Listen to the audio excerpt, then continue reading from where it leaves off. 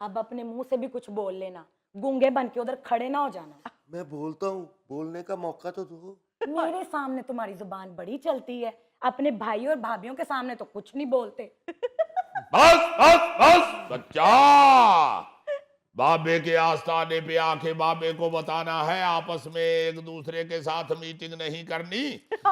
बता, बाबा तेरे मसले का हल निकालेगा। इधर आके बैठ जाओ। बाबा जी इन्हों के मसले मामूली है ने बाबा जी, मेरा बड़ा मसला है। मैं सुबह तो आके सर ना पहले तो बैठा आज थे। बताओ अपना मसला, बाबा जी अभी हल कर देते हैं। बाबा जी मेरी बीवी सीधी सादी अल्लाह मियां दी गां जिवें ऐ नहीं टोपी पा के गां बैठी ना बाबा जी साडा कोई लड़ाई झगड़ा सी मियां बीवी च, ना कोई रौला सी। मैं पिछले हफ्ते सवेरे उठिया ते मेरी बीवी गायब सी। पता नहीं बाबा जी उन्हें जमीन खा गई कि आसमान निकल गया। सारे घर दिया बाबा जी कुंडियां भी अंदरों लगियां सी। ओए कितने खुश नसीब हो तुम। क्या? एक मिनट, इसी तरह की एक खबर कुछ दिन पहले अखबार में भी शाया हुई थी, जिसमें एक शख्स का यह कहना था कि उसकी अच्छी भली बीवी थी, अचानक घर से गायब हो गई। अब उसका यह कहना है कि उसकी बीवी अपने ससुराल में यानी कि अपने माँ बाप के यहाँ उन्होंने छुपाया हुआ है, जबकि लड़की वालों का यह कहना है कि ये हमने कुछ नहीं किया है, ये जिन्नात का काम है। अच्छा, पुलिस वालों का यह कहना था कि यह मुबैना तौर पे जायदाद का झगड़ा था जी, जिसकी वजह से यह सारा ड्रामा किया जा रहा है। हट हट हट हट बच्चा, ये पुलिस के बस की बात नहीं, ये बाबे का केस है। घर की कुंडियां भी लगी हुई हैं और बच्ची गायब है, ये किसी जिन की वारदात है। तू ये बता बच्चा कि तुझे कभी ये महसूस तो नहीं हुआ था कि उस बच्ची को यानी तेरी बीवी को जिन चमड़े हुए हैं, या किसी मोहल्लेदार या रिश्तेदार ने कभी तुमसे कहा हो कि लगता है तुम्हारी बीवी को जिन चमड़े हुए हैं? वो तो बाबा जी जिस दिन मैं जंज लैके गया वा उस दिन ही कुड़ी दी खाला ने मैनू वेखदे ही कहता सी, हाय हाय हाय कुड़ी नू ते जिन ही चमड़ गया। हट हट हट बच्चा, मैं महरम जिन की बात नहीं कर रहा, गैर महरम जिन का पूछ रहा हूँ। बाबा जी साडे महल्ले एक बेरी सी, वो बेरी दे थल्ले एक माई बैठी हुंदी सी। मेरी बीवी वो माई दी खिदमत बड़ी करदी सी।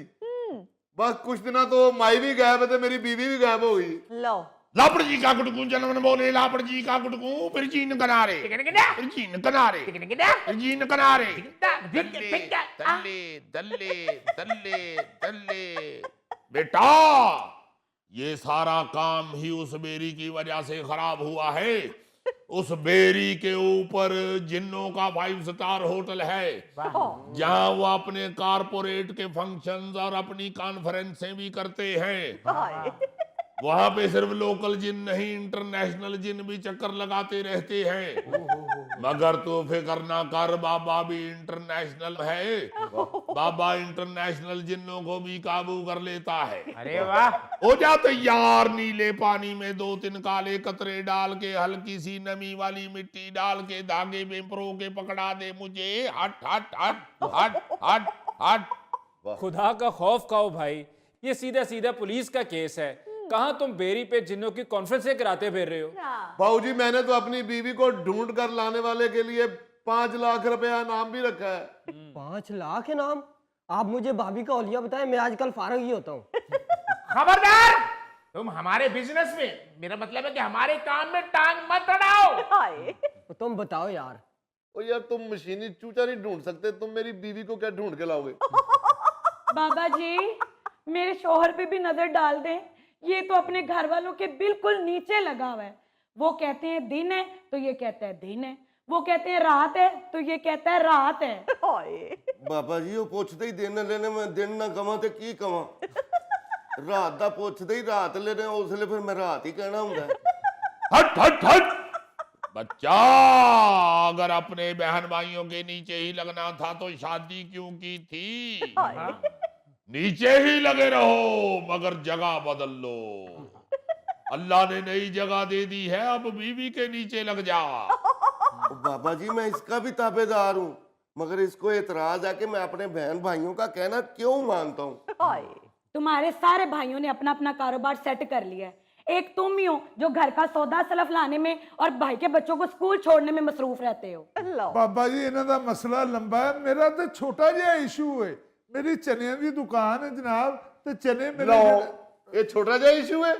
ਇਹ ਤੇ ਬਹੁਤ ਵੱਡਾ ਇਸ਼ੂ ਹੈ ਕਿ ਤੇਰੀ ਚਨਿਆਂ ਦੀ ਦੁਕਾਨ ਹੈ, ਤੈਨੂੰ ਖਾਣ ਦੀ ਬਜਾਏ ਚਨੇ ਵੇਚਣੇ ਪੈਂਦੇ ਨੇ। हट हट हट हट तले तले तले हाय ओ मैं मर गया बच्चा। तेरी चने की दुकान है और तेरे सामने किसी और ने भी चने की दुकान खोल ली है। वाह। अब उसके चने बिकने शुरू हो गए हैं, तेरे बिकने बंद हो गए हैं। ਮੈਂ ਸਦਕੇ ਜਾਵਾਂ, ਫੜ ਲਿਆ ਜੇ, ਫੜ ਲਿਆ ਜੇ। ਪਹੁੰਚ ਗਏ ਤੁਸੀਂ ਮੇਰੀ ਦੁਕਾਨ ਤੇ। ਉਹ ਬਿਠਾਓ ਬਾਬਾ ਜੀ ਨੂੰ, ਬਿਠਾਓ। ਹਾਏ ਹਾਏ। Every of nightingale mechanical workers Gujranwala Sunday edition road to Swat Lahore लाहौरे। जानने दे डबल उस्ताद। बेटा ये बता, अपने चनों की सेल बढ़ाना चाहता है या सामने वाले के चनों की सेल बंद करवाना चाहता है? भाई देखो कितने मनहूस लोग हैं ये, दूसरों का काम खराब करने के लिए भी लोगों को उकसाते हैं। बस बाबा जी मैं चाहता हूँ वो वहां से दुकान छोड़ के चला जाए। बेटा इसके लिए जिन्नात की ड्यूटी लगानी पड़ेगी, टीम बनानी पड़ेगी, खर्चा आएगा कम से कम 3 लाख रुपया। 3 लाख? अबे खुश नसीब है तू, 11/11 सेल वाले दिनों में तू आया है। बाबा जी रियायत कर रहे हैं। बाबा जी मैं गरीब आदमी हूँ, कुछ रियायत फरमा दें। क्यों बकवास करता है, झूठ बोलता है? अबे लाहौर शहर में चने का पतीला लगाता है और कहता है मैं गरीब आदमी हूँ। अरे इतना इतना बड़ा पतीला 2 घंटों में बेच कर निकल जाते हो। तुम्हारे लिए तो 3 लाख रुपया 2 दिहाड़ियों की मार है। बाबा जी ये पतीला बहुत बड़ा है, मेरा तो छोटा जिहा मसला है।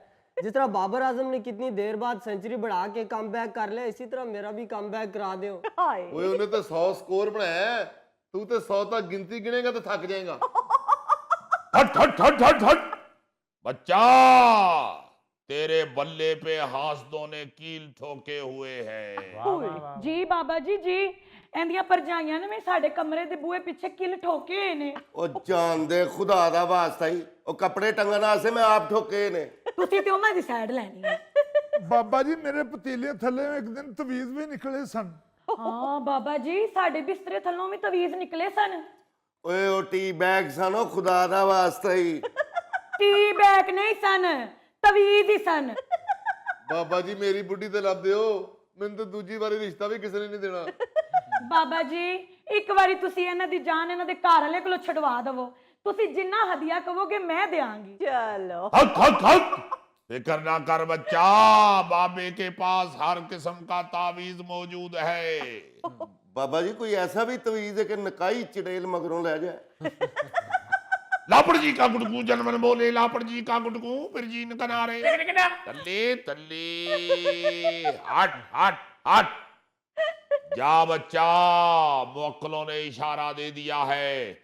ऐसा तावीज करूंगा कि या तो तुम्हारी लड़ाई बिल्कुल ही पीक पे पहुंच जाएगी या फिर झगड़ा खत्म हो जाएगा। बाबा जी इशारा दिया नहीं है, तवीज दे गए हैं। हक हक हक हक ਬਾਬਾ ਜੀ ਮੇਰਾ ਤਵੀਜ਼ ਵੀ ਮੰਗਾ ਦਿਓ, ਮੈਂ ਤਾਂ ਬੜੀ ਦੇਰ ਦਾ ਬੈਠਾ ਜੇ। ਮੇਰੇ ਤਵੀਜ਼ ਵਾਲਾ ਜਿੰਨ ਸ਼ੇਵ ਕਰਾਉਣ ਗਿਆ।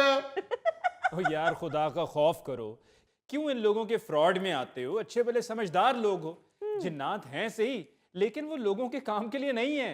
अल्लाह से रुजू करो, अल्लाह से फरियाद करो। ਉਹ ਅਲੀ ਸਾਹਿਬ ਮੈਂ ਵੀ ਇਹਨੂੰ ਇਹੋ ਹੀ ਸਮਝਾਣਾ, ਮਗਰ ਇਹ ਬਾਜ਼ ਹੀ ਨਹੀਂ ਆਉਂਦੀ।